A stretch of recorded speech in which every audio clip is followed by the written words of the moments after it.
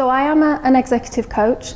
I personally work with global leaders, and my speciality is getting people ready for the global marketplace. It doesn't matter where you've done your MBA.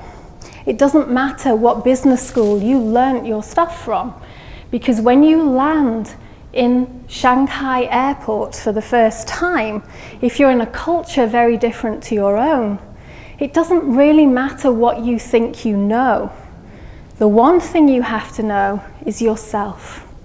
You have to know about yourself, your limitations, your boundaries. You have to understand your own energy and how you react to different situations. We really are connecting to the humanness in another person, not just their culture, not just their nationality, not just the organization they work for, but we're actually connecting to their energy. At the end of the day, some of us have the view that kind of corporate and executive and business coaching's over here, and energy is kind of right over there with the fairies. Energy brings results. It brings that return on investment that your clients are looking for when they are hiring you as a powerful coach.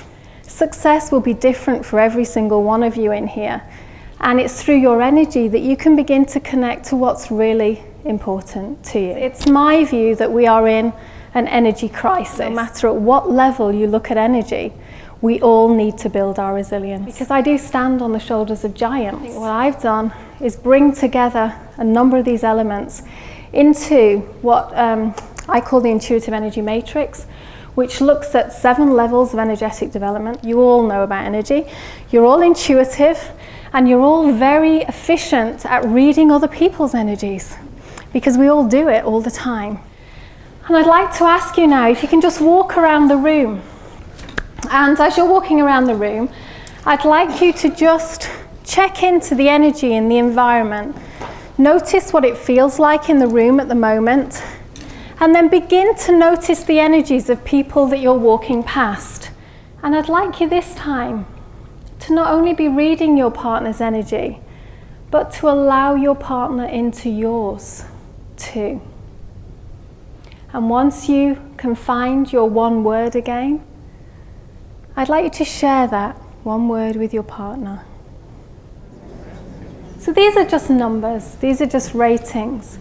But why is it important for you to think about things in this way? You're all coaches. What on earth has this got to do with coaching? Because it only takes one person with a negative energy to infect the whole department, the team, the organization, and energy spreads faster than anything else I know, positively or negatively. Remember, there is no middle ground with energy. You're either radiating or you're draining. There's nothing in between. I'd just like you to look around your circle of people. Look at the shapes of the physical energy. Look how the people in your group are showing up, because people show up in different shapes. And our shape is an expression of our physical energy, but it's also an expression of our emotional energy, because we store our emotions in our shapes. And now what I'd like you to do is turn your attention to yourself and just drop into your own body. What's it like in this moment to be you? Because you see, our shapes, our physical energy, all has limitations. Every shape that we have, every shape that we hold will limit us in some way. So think about your shape and think about the future that your shape is opening you up to. What kind of possibilities are open to you when you're in this shape?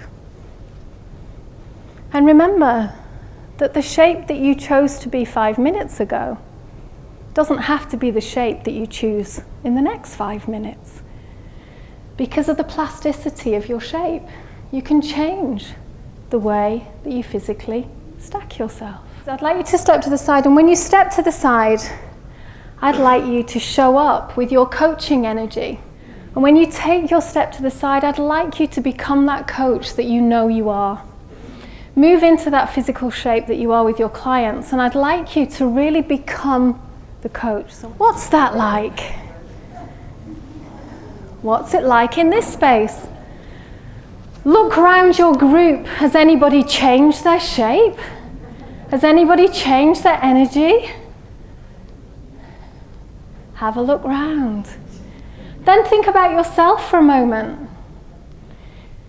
Is your energy different? Are you standing differently? Are you looking in a different way? And if coaching is an art, how can you show up more creatively in your energy? And I'd just like you now to take a few minutes and talk to your group about this very question. In the artistry of your coaching, how can you show up more creatively? How can you do that? Looking at this, and quite a number of people saw me roll this down from our stand. But what I want to ask you is, where would we be without our energy? And our energy starts with us, okay? So I want to bring you full circle, back to where I really began, which is about the global energy crisis, and about the fact that as coaches, it's your responsibility to go out there with your ball of light energy and teach people how to use their energy and to show them how to radiate, not to drain, and how to lift the vibration, the frequency within your circle of influence, because that will have an impact on everyone you know, and cumulatively that will have an impact on the world. So I'm going to ask you to stand now, because I have the world in my hands. Don't say I never gave you the world, because it's going to take some physical energy to keep this moving, guys, and it's coming your way. Woohoo!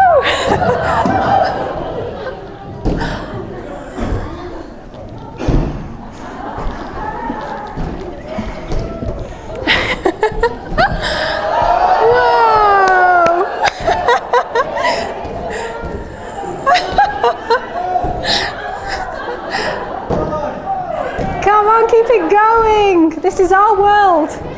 It needs your energy.